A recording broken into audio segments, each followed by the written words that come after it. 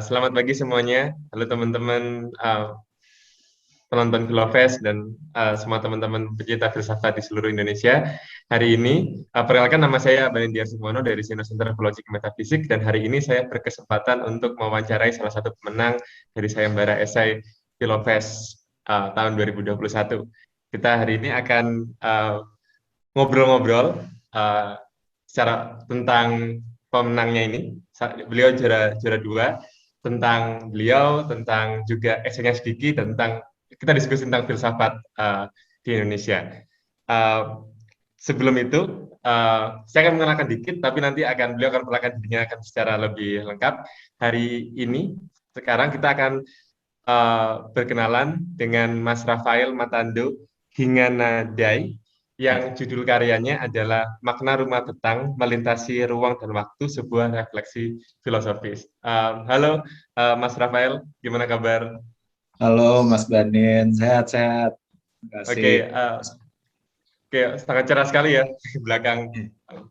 Hari kita akan interview, tapi sebelum Iya, itu mungkin perkenalan dulu ke teman-teman yang bakal nonton. Mungkin Mas Rafael bisa mengenalkan diri, uh, kesibukannya apa, dan ya kesibukannya apa dulu. Ya. halo teman-teman semua yang sedang nonton dan juga para pencinta filsafat dimanapun teman-teman berada. Eh, Saya Rafael Matando Hinganadai. Ada yang manggil Rafael, ada yang manggil Dodo. Silakan mana aja yang paling gampang menurut teman-teman. Sekarang saya tinggal di Jakarta. Kesibukan saya sekarang saya belajar lagi jadi mahasiswa S2 manajemen di Universitas Trisakti Oh, gitu. S2 manajemen ya? Ya, Wow, sebelumnya ada background filsafat nggak, Mas? ada S1-nya filsafat Oh, itu filsafat. Kebetulan di mana S1-nya? di STF Triarkara. Oh, S2, karena S2-nya di manajemen. Wow, dan masih dapat tulisannya, dan mantap banget. Oke, mungkin kita masuk ke pertanyaan pertama ya. Mungkin mungkin pertanyaan pertama akan jadi dua nih, karena ngelihat latar belakang Mas Raffi yang sekarang manajemen. Waktu itu kenapa tertarik ke filsafat? Dan mungkin kenapa akhirnya sekarang ingin mencoba ke bidang manajemen? Um, Waktu itu filsafat, jadi nyemplung di filsafat itu nggak apa ya, nggak sengaja sebenarnya sih ya. Eh, dan awal-awal itu sebenarnya nggak terlalu ada ketertarikan ke filsafatnya. Tapi kan gini, jadi eh, saya itu kan jadi saya itu kan ini ya pastor gitu, Ya. pastor Katolik. Lalu backgroundnya itu emang kalau jadi pastor itu harus ada background filsafat sebelum Hmm. kuliah ini juga teologi soal agama begitu. Makanya lalu nyemplung awal-awal itu ya karena bagian dari pembinaan sebagai calon pastor kayak Oke. gitu. Tapi ya lama-lama terus mulai nemukan minatnya di situ. Nah sekarang lalu kenapa kok tiba-tiba, yang nggak tiba-tiba juga sih, kenapa kok jalurnya jadi jalur manajemen? Karena selain yang punya model ini ya, ilmu yang katakanlah memperkuat rasio, memperkuat akal budi, katakanlah kayak gitu, ternyata juga ada keperluan belajar hal-hal yang lebih praktis, terutama karena bidang karya atau kerjaan kita juga nuntut ilmu manajemen gitu, maka terus ya udah ambil sekolah lagi di manajemen gitu. Oke. Ya itu Mas. Kalau Mas Rafael ada ini apa? Ada rencana tapi nanti bakal ngelanjut filsafat lagi, atau masih belum ada bayangan? Nah itu masih belum ada bayangan sih. Sebenarnya eh, ada minat juga, ada keinginan juga, tapi memang masih belum tahu kapan gitu. Oke. Oke, kalau nggak ngomongin filsafat dulu bentar. Kalau misalnya tadi Mas Rafael bilang sempat ada akhirnya minatnya tumbuh, itu apa yang membuat minat tumbuh itu? Apa ke-trigger karena baca buku, atau ada hal yang lain? Yang waktu itu sebenarnya yang bikin minatnya tumbuh itu karena eh, Jadi kalau misalnya mungkin Mas Banin pernah mendengar yang namanya Heri Priyono gitu, itu Ya, Romo Heri nama Priyono. Heri Priyono. Nah, itu.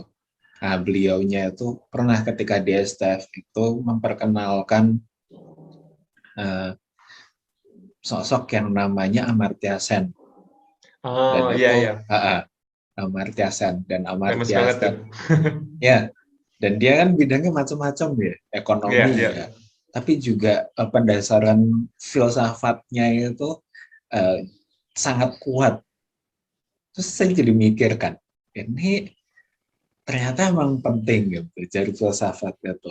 Biar kita tuh nggak ngelihat segala sesuatu cuma teknis. Misalnya kalau bicara soal Hmm. ekonomi gitu, nggak cuma ngitung untung rugi, nggak cuma soal ambil profit semaksimal mungkin, tetapi juga ada pendasarannya sehingga eh, ilmu ekonomi itu juga bisa nyentuh ke manusianya gitu.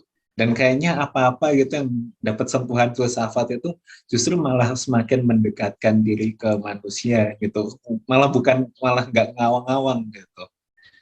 Entah itu mendekati ke eksistensi manusia lah atau apalah gitu namanya. Gitu Oke. sih. Jadi Uh, dari Pak Romo Hendri Priyono kemudian ke Amartya Sen. Kalau nggak salah Amartya Sen itu juga Nobel Nobel winner ya, kalau nggak ya salah betul, di ekonomi ya. betul. Iya. Uh, Itu oke oke. Berarti awal dari situ. Kalau misalnya Mas Rafael sendiri, kalau misalnya area ketertarikannya di filsafat tuh, kalau boleh tahu apa kayak apa? Misalnya metafisika atau mungkin filsafat ekonomi secara spesifik. Saya lebih spesifik ke ini sih, emang filsafat ekonomi. Filsafat Jadi ekonomi ya. dulu juga tertariknya emang mulai dari ekonomi dulu gitu. Oh iya iya. Uh, Kalau misalnya ada apa namanya pertanyaan filsafat yang paling Mas Rafael suka dari filsafat ekonomi itu apa? Dan hmm, kenapa itu menarik dan atau mungkin kenapa mungkin teman-teman yang nonton Filofest juga mungkin perlu tahu pertanyaan itu. Pertanyaan yang paling menarik, ya itu masih nyambung sama Romo Heri Priyono ini. Buat saya yang menarik itu adalah pertanyaan bagaimana ilmu ekonomi, ya, ini kan itu ya tadi ya nyambung sama Ya, ekonomi ya. Bagaimana ilmu ekonomi itu uh, bisa meretas rasionalitas yang selama ini berlaku dalam ilmu ekonomi mainstream. hmm, Itu sih. Jadi gini, gampangannya gimana itu intinya biar ekonomi itu bisa nggak cuma mikirin untung rugi gitu, dan benar-benar lepas dari apa yang sama ini diajarkan di ilmu ekonomi yang mainstream.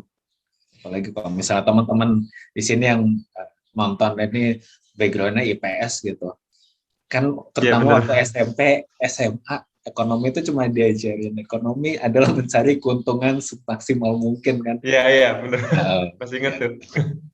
nah iya, terus pertanyaan yang bikin saya apa ya terkesan gitu atau dan benar-benar oh iya ya ternyata ada cara pikir lain, ya itu tadi itu bagaimana sih caranya supaya rasionalitas ekonomi itu nggak hanya di seputar keuntungan atau maksimalisasi keuntungan, tapi ya akhirnya bisa balik lagi, bisa ekonomi itu bisa benar-benar berguna untuk manusia sesuai fungsi sesuai fungsi sebenarnya gitu.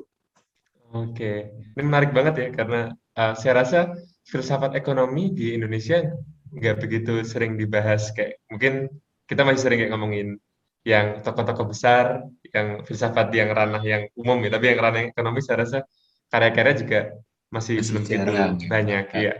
Ini menarik nih, tapi sebelum saya ada satu pertanyaan yang berhubungan dengan esai dan filsafat ekonomi nanti yang tertarikannya Mas Rafael. Tapi sebelum itu kita pengen tahu baik tentang esai yang dibuat sama Mas Rafael.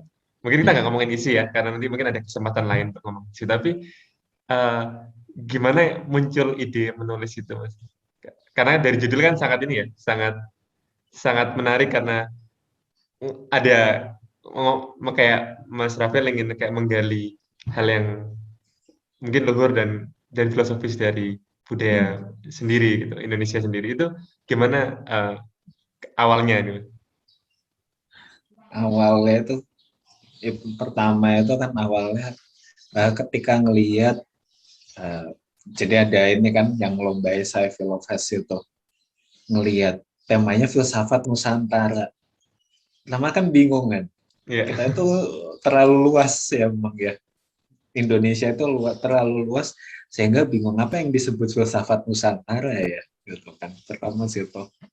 Lalu terus mikir-mikir terus ngelihat penjelasannya gitu terus soal apa alam pemikiran para leluhur katakanlah itu juga bisa disebut soal tradisi, soal nilai norma, ya, kebijaksanaan lokal kayak gitu. Lalu muncullah ide itu mengangkat filosofi rumah petang gitu. Pertama karena saya orang Dayak yang lahirnya Oh, di Jakarta, besar di Jakarta. Kalau Kalimantannya tuh palingan cuma pulang kampung dan itu cuma sebentar ya. Nggak pernah dalam iya. waktu lama saya tinggal di Kalimantan.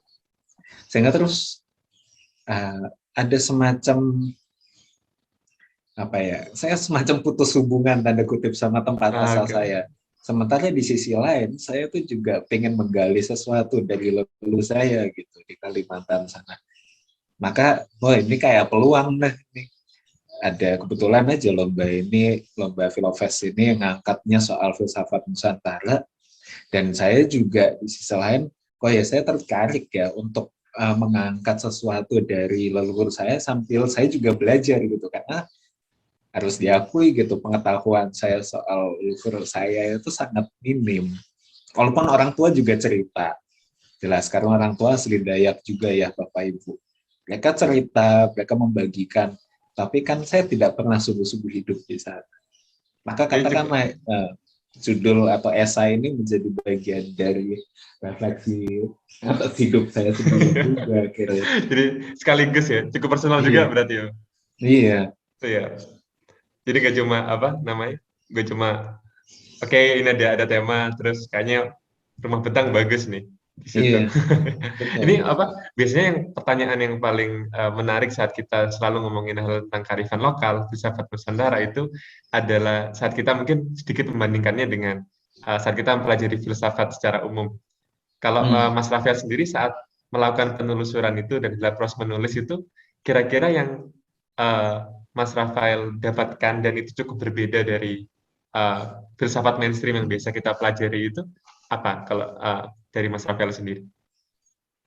Ketika saya ini ya katakan ketika saya belajar lagi gitu soal rumah betang terutama soal rumah betang dan nilai-nilai yang ada di dalamnya yang enggak saya lihat ada di filsafat barat terutama apalagi di STF itu kan STF Driar Karya itu kan unsur filsafat baratnya kan sangat kental gitu ya. Ya, Filsafat barat itu eh, apa ya pemikirannya atau katakanlah nilai-nilai filosofis yang diangkat di sana nggak pernah sampai mendarat ke hal-hal yang sangat konkret seperti misalnya bentuk bangunan, kenapa kok bentuk bangunan itu harus seperti ini? Kenapa kok ruangannya harus bentuknya seperti ini? Misalnya kayak gitu. Atau kenapa kok aktivitas yang boleh dilakukan di rumah itu adalah ini. iya, iya benar. Nggak pernah sampai kayak gitu. Biasanya filsafat barat itu ya kalau nggak cuma di ini ya nggak cuma sekedar apa nggak cuma sebagai pengetahuan gitu biasanya palingan ya sebagai norma atau mungkin masuk ke misalnya ke HAM misalnya ketika bicara soal HAM gitu tapi lalu nggak pernah sampai sangat konkret kalau ke cerita mungkin ini ya ada juga ya yang sampai ke cerita tapi saya nggak nemu gitu misalnya filsafat Yunani kuno yang lalu pemikiran Plato lalu diterjemahkan jadi semacam bangunan misalnya kayak gitu nggak ada kayak gitu jadi kita emang unik gitu. Iya, unik. Juga nggak usah juga ya buat rumah model ideanya Plato. Iya makanya. Iya, benar-benar benar. Oke. Kalau misalnya itu kita juga penasaran juga kalau setelah ini Mas Rafael sudah dapat juara 2 di Filofest, apakah ke depan ada rencananya penelitian-penelitian filsafat macam apa yang bakal mungkin Mas Rafael ingin kejar atau ingin tulis dan renungkan mungkin? Uh, saya sih masih tertarik ini sih, kalau misalnya masih ada kesempatan gitu, saya masih tertarik untuk menggali sesuatu, katakanlah tadi kearifan lokal dari uh, tanah leluhur saya ya, itu masih ada ketertarikan di situ. Tapi selain itu juga tema-tema filsafat manusia mungkin yang cari yang katakanlah lebih relate atau lebih ada hubungannya dengan hidup kita saat ini, terutama itu menjadi topik yang menarik untuk saya sih. Nah, saya masih pengen di dalam. Oke. Kalau misalnya tadi kita relatekan sama ketertarikan Mas Rafael di filsafat ekonomi, kira-kira cukup potensial nggak dalam kira-kira aja potensial nggak kearifan lokal itu untuk mungkin memberikan sumbangsi di filsafat ekonomi in general gitu. Menurut Mas Rafael gimana tentang kearifan lokal di Indonesia, dan apakah cukup potensial sebagai lahan penelitian filsafat ekonomi juga? Itu ya masih potensial ya menurut saya. Karena gini, sejauh yang saya tahu, kita di Indonesia itu jauh sebelum kita kenal yang namanya sistem ekonomi, kita kan udah punya semacam sistem ekonomi sendiri. Cara kita berinteraksi, berdagang satu sama lain ala kearifan lokal gitu ya. Dan itu sayangnya, kalau ya lagi-lagi sejauh yang saya lihat, kok ketika kita bicara soal sistem ekonomi yang khas Indonesia, sebut saja misalnya koperasi, yang kayak gitu-gitu kan masih kurang diangkat. Termasuk dengan segala hormat gitu, Bung Hatta dengan pemikirannya soal koperasi yang luar biasa itu, kita nggak bisa nolak bahwa Bung Hatta itu sangat dipengaruhi pemikiran Barat juga, gitu. Maka unsur-unsur lokal itu masih sangat potensial untuk diangkat, yang bisa membuat katakanlah sistem ekonomi atau gagasan ekonomi atau pemikiran ekonomi yang sangat khas Indonesia. Oke. Ya, sangat itu sih. Benar sekali itu. Itu pantas untuk dikejar lebih jauh, Mas. Kalau Mas Rafael sendiri, harapan untuk filsafat Indonesia itu mungkin bisa di-share ke teman-teman. Dan juga mungkin buat teman-teman yang masih belajar filsafat, masih awal gitu, mungkin ada sepatah dua kata untuk mereka. Ini dulu, untuk teman-teman yang sekarang sedang mendalami filsafat, ya sedang katakanlah masih awal-awal belajar soal filsafat gitu, gak usah takut untuk terus menggali kedalaman ilmu filsafat di tempat manapun kalian belajar, karena ketika kalian mau menggali sampai dalam itu, kalian akan menemukan ada banyak hal, terutama soal makna hidup yang bisa juga kalian bagikan ke orang-orang lain gitu. Itu satu. Lalu kedua, kalau ya ketika sambil belajar filsafat kalian mungkin masih bingung ya, filsafat tuh bisa ngasih duit atau enggak sih, bisa menghasilkan uang atau enggak dalam hidup sehari-hari. Kok bagi saya tetap bisa ya, tetap bisa. Kalian artinya gini, kalian gak usah sangat khawatir soal itu gitu, karena toh apalagi sekarang ini nyatanya filsafat itu benar-benar dicari orang. Iya, benar banget. Lalu tadi yang satu lagi, Mas, harapan untuk filsafat di Indonesia. Untuk filsafat di Indonesia, harapan saya adalah jangan ragu-ragu untuk mengangkat kearifan lokal di tempat asal teman-teman semua. Karena saya yakin ada banyak hal yang dapat memperkaya bukan hanya diri teman-teman, tapi juga orang-orang lain yang mungkin nggak pernah belajar atau nggak pernah mengetahui tradisi adat istiadat dari tempat asal teman-teman, yang bisa memperkaya kita semua gitu sebagai satu Indonesia. Sampai kita bisa melihat Indonesia benar-benar kaya ya. Itu. Dan jangan juga jangan katakanlah jangan takut-takut juga untuk membandingkannya dengan filsafat, terutama filsafat dari luar, terutama filsafat barat gitu, yang katakanlah sekarang jadi primadona gitu, di mana-mana selalu ada unsur filsafat barat, tokoh-tokoh filsafat barat. Jangan merasa minder pada mereka. Kalau perlu bandingkanlah apa yang teman-teman temukan dari tempat asal teman-teman sendiri dengan apa yang dipikirkan oleh filsuf-filsuf barat atau filsuf-filsuf yang saat ini katakanlah pemikirannya sedang berpengaruh di dunia ini. Ya toh. Oke, makasih banyak Mas Rafael atas wawancaranya. Saatnya kearifan lokal bersuara ya. Ya, betul Mas. Iya, Makasih itu mungkin banyak. ya pesan yang sangat powerful buat teman-teman semuanya. Oke, buat teman-teman, tadi itu wawancara kita dengan Mas Rafael, dua esai, Lamba Sayembara Esai Filofest tahun 2021. Tadi kita sedikit ngomongin tentang, Mas Rafael tadi ada kata yang menarik kayak di filsafat barat itu jarang banget kita menemukan filsafat dalam bentuk rumah, kayak ada hal yang A, B, C, D, E dalam rumah, kenapa harus gini, harus kayak gitu. Kita tetap bisa teman-teman temukan juga di esainya Mas Rafael. Nanti akan kita post, teman-teman bisa ngelihat, dan pas itu akan bisa memberikan banyak insight baru. Oke teman-teman, makasih banyak udah nonton wawancara ini. Sampai ketemu di sesi wawancara yang lain. Bye. Oke, bye.